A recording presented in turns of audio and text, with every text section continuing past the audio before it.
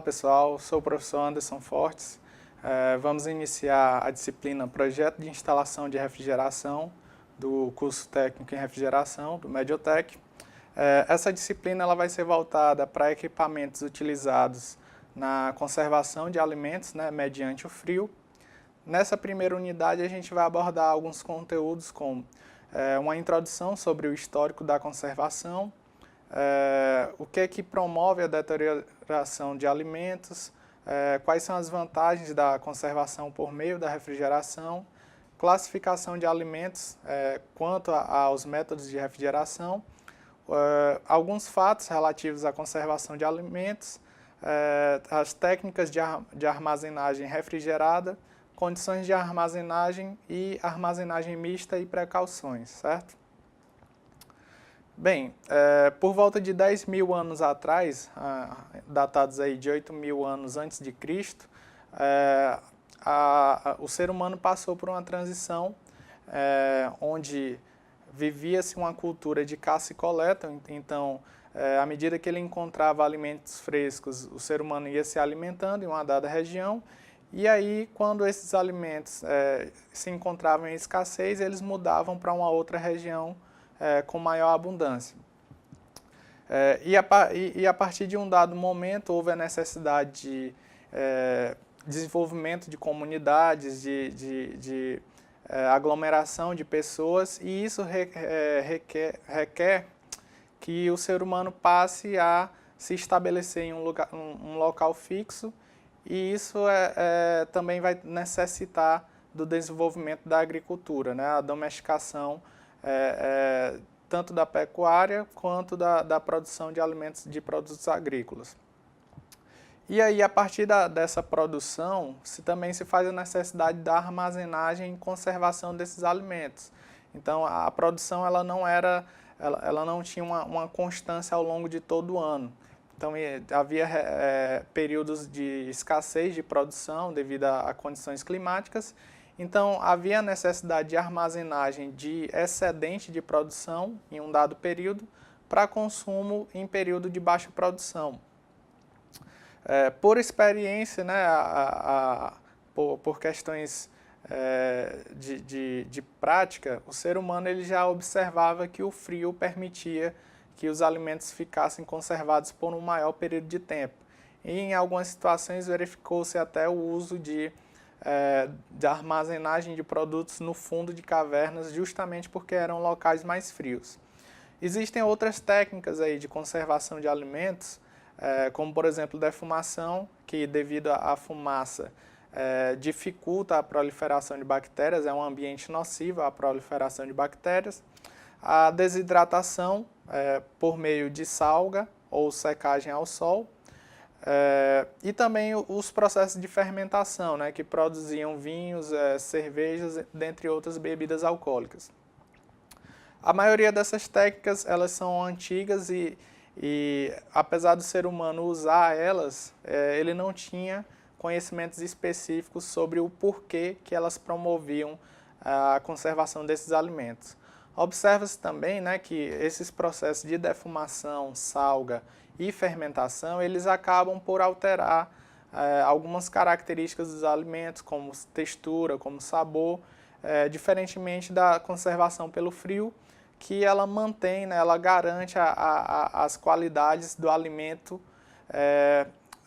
no instante em que ele é colocado na armazenagem. A partir do século XVII, por volta de 1674, Anton von Leeuwenhoek ele criou o primeiro microscópio e isso permitiu a descoberta das bactérias. Essa descoberta também ela colocou em choque duas teorias sobre a geração desses micro-organismos, a abiogênese versus a abiogênese.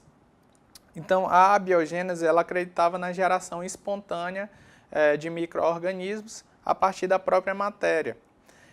A partir de 1851, Louis Pasteur,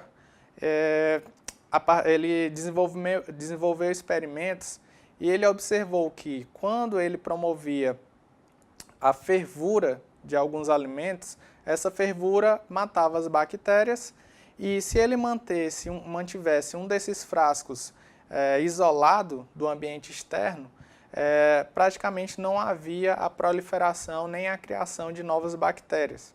Então, a partir disso, observou-se que a abiogênese era uma teoria falha, né? Não havia uma geração espontânea de micro-organismos a partir do próprio alimento, por exemplo.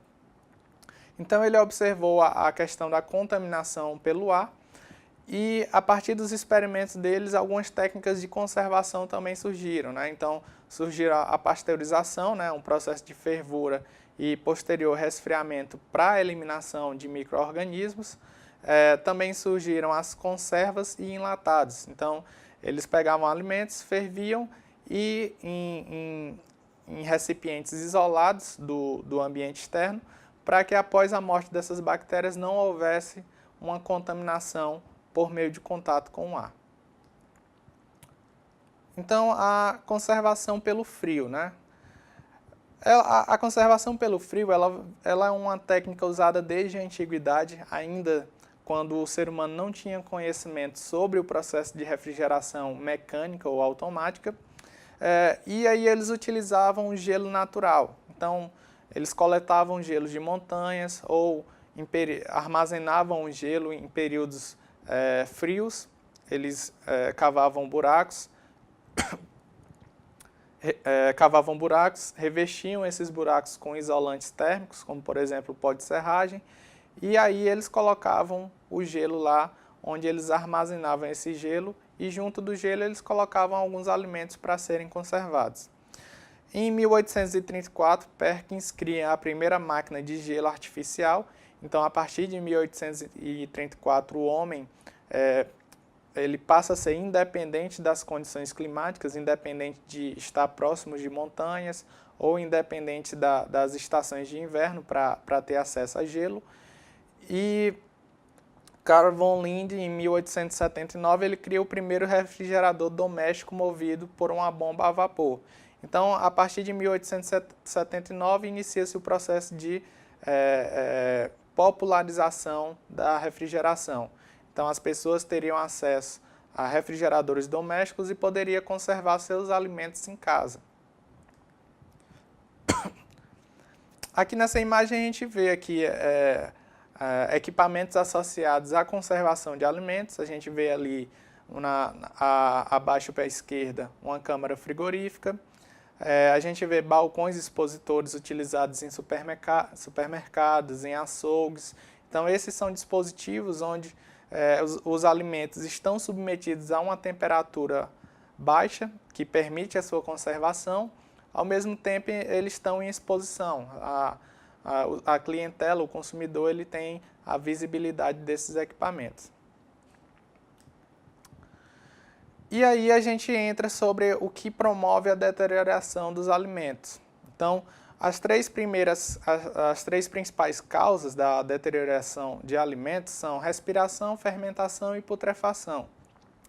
Bem, alguns alimentos, após a coleta deles, eles ainda permanecem vivos. Isso aí é o caso de frutas, verduras. Então, eles continuam com o processo respiratório. E essa respiração, ela consome os carboidratos que estão dentro desse alimento. Então, essa fruta, né, ela foi colhida, apesar dela ser desligada da planta, ela continua viva, continua com seu processo de respiração, e esse processo, à medida que ocorre, ele vai consumindo os carboidratos dessa fruta. Além disso, vai consumir água e também vai produzir dióxido de carbono. Então, durante esse processo de respiração, o alimento ele vai ter uma degradação natural. O processo de fermentação ele ocorre principalmente pelo contato com o micro-organismo. Esses micro-organismos eles vão consumir os carboidratos também desses alimentos e, à medida que ele consome esse carboidrato, ele vai produzindo álcools e ácidos. E, por último, a gente tem a putrefação, que consiste na decomposição dos alimentos por ação de bactérias. Então, esses são os três principais fatores associados à deterioração de alimentos, à degradação de alimentos. E aí, para combater esses três métodos de deterioração, no caso respiração, fermentação e putrefação, a gente tem métodos de conservação. Então, por exemplo, esterilização e pasteurização são métodos que utilizam calor para destruir micro-organismos. Consequentemente, ela tende a evitar o processo de fermentação e o processo de putrefação. A salga e a secagem, elas reduzem o teor de umidade do alimento. Então, elas promovem uma desidratação e essa condição de baixa umidade, ela dificulta a proliferação de micro-organismos. Os processos de defumação e frio, eles dificultam também a proliferação de micro-organismos. A defumação, ela cria um ambiente nocivo à proliferação, enquanto que o frio reduz a atividade desses micro-organismos. Existem também conservas enlatadas que reduzem o contato dos alimentos com os micro-organismos. Então, você mantém o alimento isolado do ar ambiente e, consequentemente, mantém esse alimento fora de contato com o micro-organismo. Existem aí técnicas de fermentação especiais que vão aumentar o tempo de conservação de alimentos. Então, a gente tem fermentações alcoólicas, onde a gente consegue produzir a partir de uva, ou trigo, ou malte, ou lúpulo, a gente consegue produzir vinhos, cervejas. E existem também as fermentações láticas, onde a partir de leites a gente consegue produzir os iogurtes. E aí, consequentemente, a gente consegue ter produtos para consumir posteriormente. A conservação por refrigeração, ela tem uma vantagem principal, que é o quê? É preservar a qualidade dos alimentos. Então, diferente de um processo de salga, de um processo de fermentação, uma conservação pelo frio, ela não altera, ela tende a não alterar o sabor, não a alterar a textura.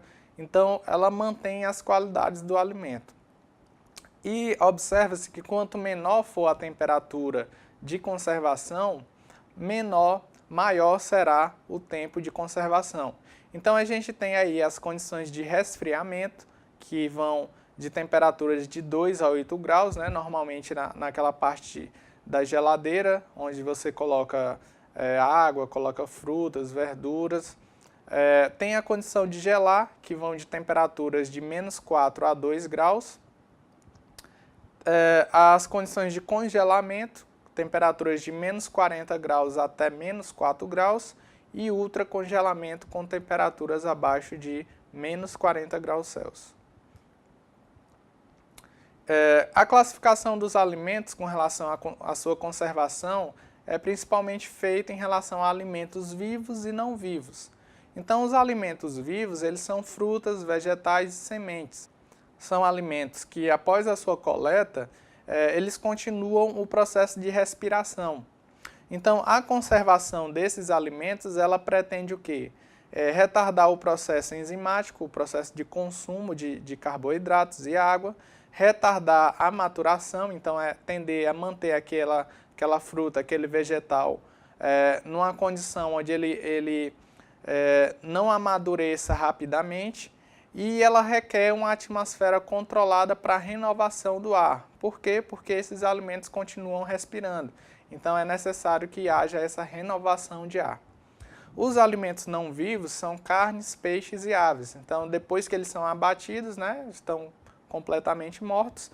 E aí, os principais efeitos do processo de conservação é o quê? Evitar o contato desses alimentos com os micróbios, com os micro-organismos, e também retardar a atividade enzimática natural. Então, alguns fatores eles têm que ser levados em conta quando você vai conservar esse tipo de alimento. Então, frutos e vegetais mortos, eles podem contaminar e deteriorar toda uma carga. Então, você tem que evitar que dentro de um lote de alimentos tenha algum deles que já esteja podre. As frutas e vegetais frescos, elas necessitam respirar, então a gente precisa de uma renovação de oxigênio para garantir que elas continuem respirando. Os vegetais, eles não devem ser misturados com outros gêneros alimentares por conta de transmissão de sabores. Então, imagine, por exemplo, você misturar, armazenar alho com carne, né? Então, consequentemente, você vai ter uma transmissão de sabor e odor do alho para a carne ou vice-versa. Então, o ideal é que você acondicione junto alimentos que tenham as mesmas características de odor e sabor. Quanto mais baixa for a temperatura de armazenagem, maior tempo você consegue conservar o alimento, e a refrigeração ela não vai aumentar a qualidade dos produtos, mas ela tende a manter essa qualidade. Com relação à armazenagem refrigerada, uma coisa importante quanto aos equipamentos que são utilizados, que são, em geral, câmaras frigoríficas, o ideal é que você não introduza uma carga acima de 15% da capacidade de carga do equipamento. Então, se você tem um equipamento que tem uma capacidade de armazenar 1.000 quilos, o ideal é que você não adicione diariamente mais de 150 quilos de carga dentro do seu equipamento. Então, as câmaras frigoríficas elas têm essa necessidade de que a carga seja colocada de uma maneira gradativa, que ela não seja cheia de uma maneira, em uma única leva. Então, existe a necessidade dessa armazenagem gradativa e isso vai requerer um planejamento com relação ao recebimento desses alimentos. As cargas elas devem ser dispostas dentro da câmara frigorífica ou dentro de qualquer outro equipamento, de forma que o ar possa circular livremente. Para quê? Para promover uma refrigeração ao longo de toda a superfície do alimento. Então, para evitar que alguma parte do alimento não consiga ser resfriada adequadamente, esses alimentos eles têm que ter uma disposição adequada, onde o ar possa circular livremente entre eles. Em armazenagens de grande porte, as caixas e ou pallets devem estar afastados das paredes a uma distância superior a 45 centímetros. Em pequenas armazenagens, essa distância entre caixas e pallets e paredes pode ser reduzida para 15 centímetros. As prateleiras elas devem conter furos justamente para permitir a passagem do ar. E na disposição de cargas em alturas, elas devem ficar ligeiramente aquém do nível inferior dos evaporadores. Com relação a agrupamento de alimentos, né, a armazenagem refrigerada, a gente tem 3 categorias principais, que são curto prazo, médio e longo prazo e congelados, né, que vão ter um prazo bem maior. O curto prazo ele é estimado, né, um tempo de conservação de 1 até 21 dias. Médio e longo prazo eles variam de 7 dias até 1 ano de conservação. E os congelados são de 1 mês até 1 ano de conservação. Então, em aplicações de curto prazo, né, você vai ter supermercados, hipermercados, hotelarias, restaurantes, peixarias, açougues, indústrias de panificação, lojas de conveniência e também equipamentos associados ao transporte, a questão logística, né, o transporte desses alimentos. Em aplicações de médio e longo prazo, a gente vai ter o quê? Os entrepostos frigoríficos, né, onde as carnes ficam armazenadas antes de serem distribuídas, indústrias que produzem alimentos, a produção industrial e agroalimentar, vendas por atacado e estações de hortas e frutarias. E aí, congelados, né? As aplicações típicas são todas as aplicações descritas para curto, médio e longo prazo, só que aí com uma melhor condição de conservação. As condições de armazenagem devem ser observados alguns fatores, como a natureza do produto a conservar, né? Se é um alimento ainda vivo ou um alimento morto, se esse alimento tem um odor forte, se ele tem um odor que possa ser transferido, a temperatura, né? Se você está precisando armazenar por um longo prazo, né? Então você precisa ter menores temperaturas de armazenagem.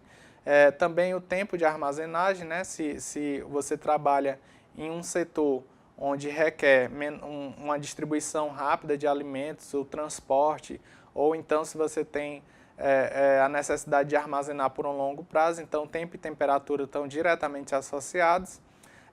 Tem que se levar em conta o condicionamento no espaço de armazenagem, né? Como é que estão alocadas as cargas alimentares, observando que o ar deve circular livremente por entre os alimentos. Uma questão importante é a umidade relativa existente no ar.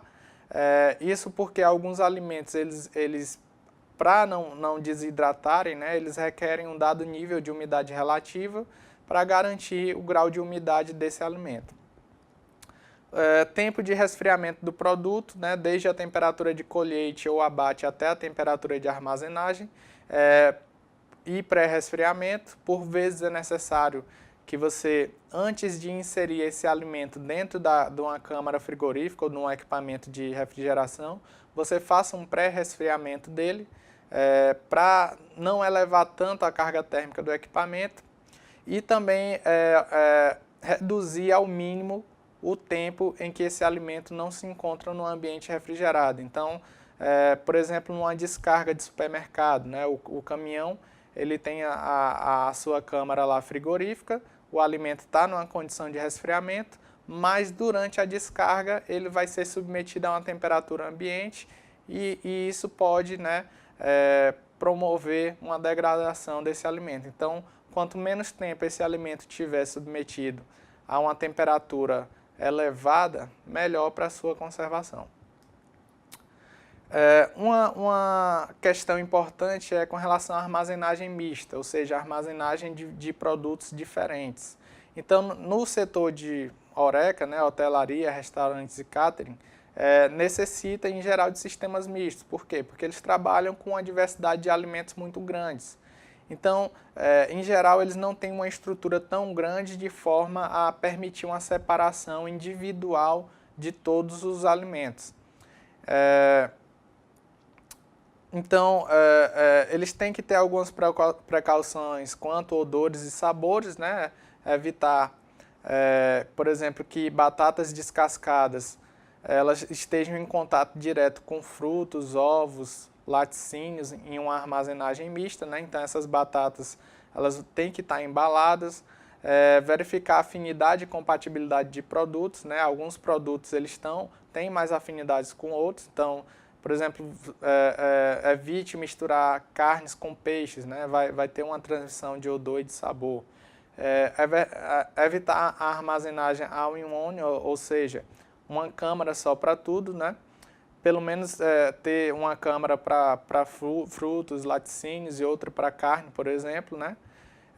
Porque isso, né, pode promover a degradação de sabor, de textura ou de odor dos alimentos.